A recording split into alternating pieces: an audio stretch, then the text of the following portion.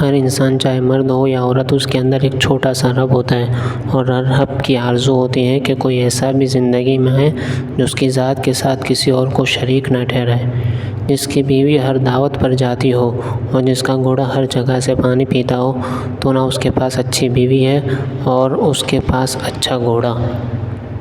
نہ کوئی کسی پر مرتا ہے، نہ کوئی کسی کے لیے مرتا ہے۔ آپ کے دنیا میں آنے جانے کا درد صرف آپ کی ماں محسوس کرتی ہے۔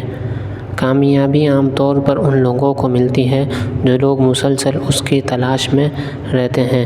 شرمندگی سے بچنا چاہتے ہو تو 6 چیزوں پر قابو رکھا کریں۔ جب اکیلے ہو تو اپنے خیالات پر قابو رکھیں۔ جب آپ دوستوں کے ساتھ ہو تو اپنی زبان پر قابو رکھیں۔ جب آپ غصے میں ہو تو اپنے مزاج پر قابو رکھیں۔ جب کسی محفل میں ہو تو اپنے رویے پر قابو رکھیں۔ جب آپ مشکل میں ہو تو اپنے جذبات پر قابو رکھیں، اور جب خدا آپ کو نوازنے لگے تو اپنی انا پر قابو رکھیں۔